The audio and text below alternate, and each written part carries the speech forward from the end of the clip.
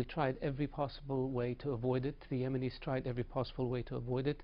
Agreements were made, and every single agreement that was made with the Houthis, 67 of them to be precise, the Houthis reneged on. And so they continued to take over the country. And when they were virtually about to take over the city of Aden with its president, we had to step in. How much did Iran have to do with the Houthis?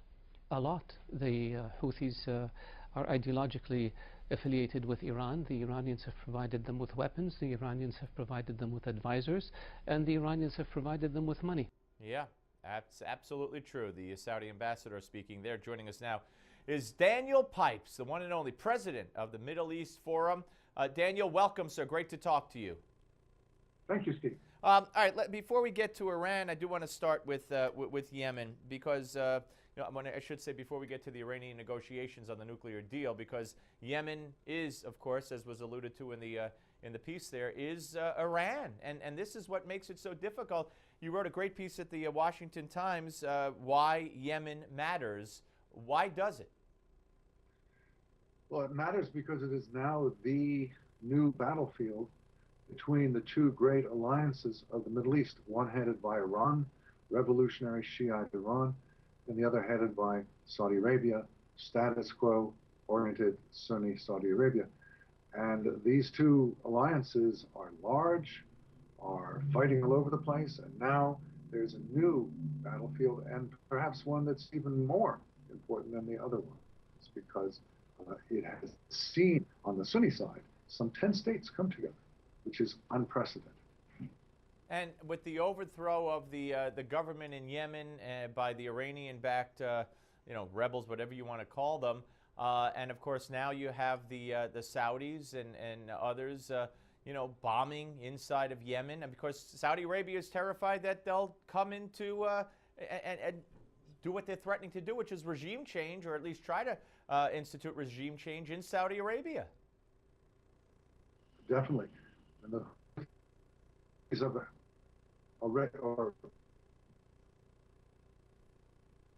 we're having a little. I'm sorry, Daniel. We're having a little. Daniel, I'm sorry. Daniel, I'm sorry. Your Skype. Daniel, I'm sorry. Your Skype froze after I asked my question about the threat of to Saudi Arabia. So you could start with that answer again. Other Iranian assets have threatened terrorism in Saudi Arabia. The Houthis have threatened to send missiles into Saudi Arabia. Yeah, it is not just an external problem for the Saudis.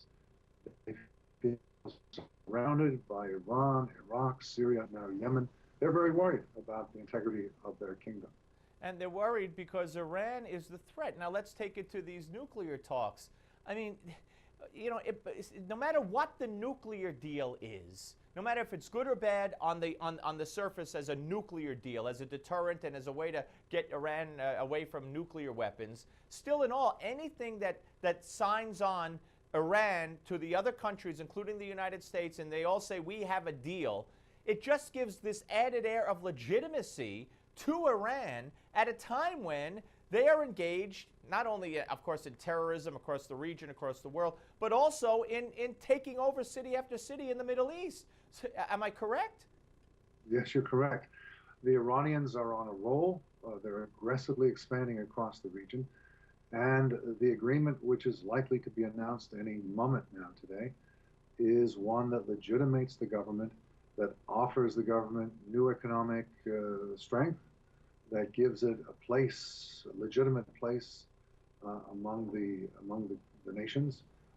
It's an extraordinary deal where the United States, followed by 5 other world powers, is essentially capitulating to all the Iranians are demanding, with only slight exceptions. And what are the repercussions of because there's no deal. And according to even President Obama, although I don't believe anything he still says, Iran is still an outcast, blah, blah, blah. They could rejoin if they sign this deal. So if they sign the deal, how much worse will it get? How much more chaotic will it get? What do you see as the end result eventually, or maybe the beginning of the end result leading to the end, if Iran signs any kind of nuclear deal? Well, Steve, this definitely strengthens the mullah's regime in Tehran. And for me, the real question now is whether the Israelis are going to attack the nuclear infrastructure or not. The negotiations still underway in Lausanne are in effect a sideshow. I mean, my assumption is that the Iranian regime will, no matter what the price, no matter what the hardship, no matter how long it takes, build nuclear weapons. And so whether there are sanctions or not, whether their economy is doing well or not, is secondary. They will build it.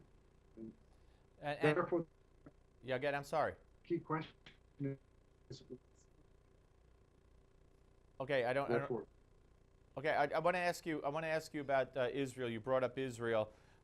Can Israel do this alone? Do you believe that there would be some kind of coalition involving, whether they announce they're involved in it or not? Will they get cooperation from Saudi Arabia, from Egypt, from Jordan in any strike against Iran?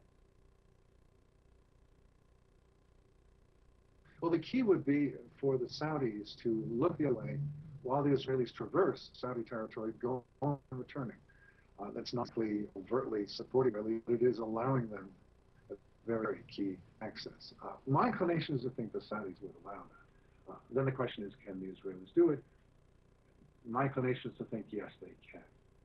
Well, it's going to be very... And the question is, how long will this delay the Iranian nuclear buildup? It could delay it by quite some years. It's hard to put this back together. In fact, it's worth noting that the Israelis have twice before attacked nuclear infrastructure. In Syria and in Iraq, yeah. Once in Syria. Both times, those two governments did not, just stopped. They did not try and rebuild. Right. Daniel, great to talk to you, sir. Thank you very, very much for joining us. So that's Daniel Pipes, ladies and gentlemen. When we come back, I would just want to tell you this. Due to popular demand, we're going to be bringing back our viewer call-in segment here on the Steve Malzberg Show. So if you want to talk about the show, you have a suggestion, or you just want to weigh in on the news of the day, here's your chance. But first, you have to get on our list, okay? You have to email us. Email us at Steve. Call Steve it is, at Newsmax.com. Call Steve at Newsmax.com. Include the topic you want to talk about, your name, your phone number, and location. We'll get back to you, and we'll get in touch with you so you could join us on the show. Again, it's call Steve at Newsmax.com. We want to hear from you. Don't go away. We are coming back with some of your calls on the Steve Malzberg Show.